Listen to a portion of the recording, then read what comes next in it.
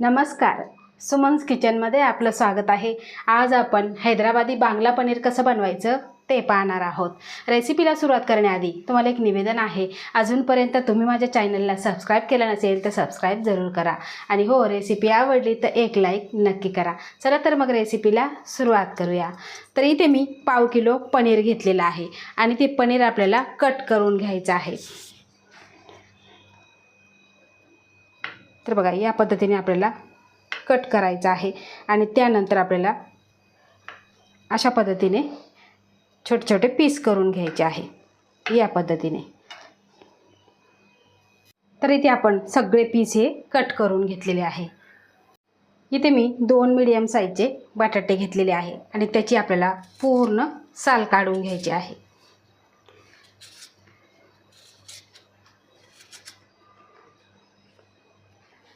आता साल काढल्यानंतर इथे मी वेफरची किसणी घेतलेली आहे आणि त्यांनी आपल्याला हा बटाटा किसून घ्यायचा आहे। बघा, अशा पद्धतीने आपल्याला वेफर्स पाडून घ्यायचे आहे। या पद्धतीने वेफर्स पाडून घ्यायचे आहे। तर इथे बघा, आपण सगळे वेफर्स असे तयार करून घेतलेले आहे आणि लगेच आपल्याला पाण्यामध्ये घालायचे आणि धुवून घ्यायचे आहे। बटाटे धुवून झाले की लगेचच आपल्याला हलक्याशा गरम पाण्यामध्ये हे घालायचे आहे। म्हणजे काय होतं, हे बटाट्याचे जे वेफर्स आहे ते थोडेसे सॉफ्ट होतात। फक्त 1 ते 2 मिनिटे ठेवायचे आहे। 1 ते 2 मिनिटांनंतर लगेच आपल्याला इथे रुमाल अंथरून घ्यायचा आणि त्यावरती हे वेफर्स आपल्याला पसरून ठेवायचे आहे। या पद्धतीने पसरवायचे आणि त्यानंतर आपल्याला हे थोडेसे कोरडे करून घ्यायचे आहे।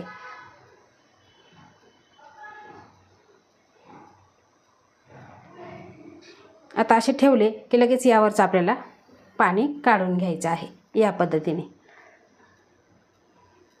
तर हे वेफर्स छान असे कोरडे झालेले आहे। अगदी 2 ते 3 मिनिटांमध्ये हे कोरडे होऊन जातात।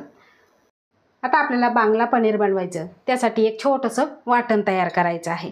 तर इथे बघा, 1 इंच आलं घेतलेलं, 3 हिरवी मिरची आणि 10 ते 12 लसूण पाकळ्या घेतलेल्या। आता हे आपल्याला बारीक फिरवून घ्यायचे आहे। पाणी न घालताच आपल्याला फिरवून घ्यायचं आहे। तर बघा, अशा पद्धतीने इथे मी मोठा बाउल घेतलेला आहे आणि त्यामध्ये आपल्याला घालायचं आहे 4 चमचे कॉर्नफ्लॉवर आणि त्यानंतर 1 चमचा तांदळाचं पीठ। आता यामध्ये आपल्याला काही मसाले घालायचे आहे। इथे पाव चमचा गरम मसाला, पाव चमचा मिरीपूड, पाव चमचा मिरची पावडर, 2 चिमूट हळद आणि त्यानंतर इथे चवीपुरतं आपण मीठ घेतलेलं आहे। आता हे सगळं आपल्याला मिक्स करून घ्यायचं आहे।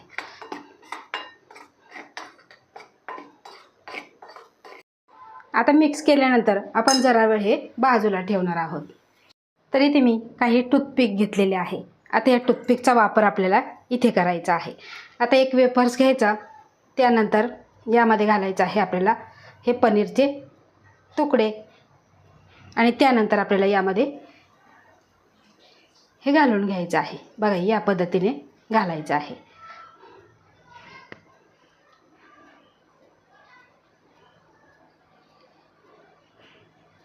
तुम्ही एक एक सुद्धा बनवू शकता। या पद्धतीने आपल्याला तयार करून घ्यायचं आहे। अशा पद्धतीने आपण पनीर हे तयार करून घेतलेलं आहे। आता लगेचच काय करायचं, जे आपण मिश्रण तयार केलेलं त्यामध्ये आपल्याला कोट करून घ्यायचं आहे। यामध्ये ठेवायचं आणि या पद्धतीने कोट करून घ्यायचं आणि हलकंसं झटकून घ्यायचं आहे या पद्धतीने।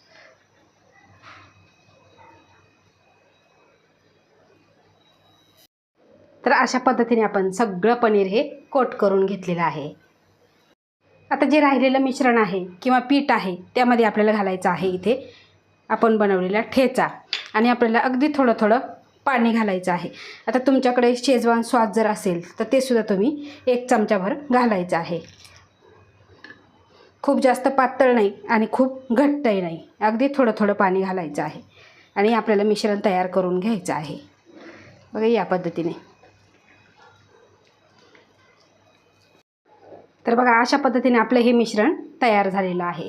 खूप घट्टही नाही आणि खूप पातळही नाही.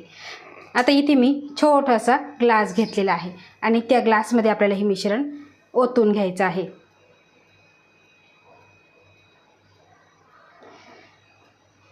आता ओतल्यानंतर लगेच आपण हे पनीर आहे हे यामध्ये आपल्याला डिप करायचं आहे. हलक्या हाताने बुडवून घ्यायचं आहे. बघा या पद्धतीने पूर्ण आपल्याला बुडवून घ्यायचं आहे. आता इथे पनीर तळण्यासाठी तेल गरम करायला ठेवलं आणि तेल गरम झालेलं आहे. गॅसची फ्लेम आपल्याला मीडियम ठेवायची आहे आणि यामध्ये आपल्याला एक एक टूथपिक ही सोडून घ्यायची आहे.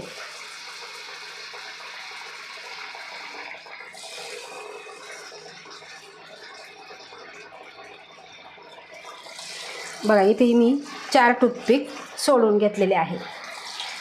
आता आपल्याला उलटपलट करून सोनेरी रंगावर तळून घ्यायचे आहे. जोपर्यंत आपला जो बटाटा आहे तो कुरकुरीत होत नाही तोपर्यंत तळून घ्यायचा आहे.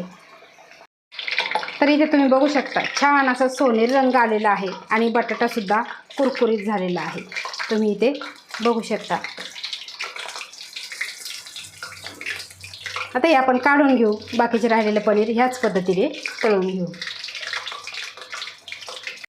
तर इथे हैदराबादी बांगला पनीर खाण्यासाठी तयार झालेला आहे. पण अजून टेस्टी लागण्यासाठी यावरती मी थोडासा पेरी पेरी मसाला भुरभुरणार आहे. त्यामुळे काय होतं अजून हे पनीर टेस्टी लागतं. तर तुम्ही इथे पनीर बघू शकता. आता आपल्याला हलकंसं टॉस करून घ्यायचं आहे.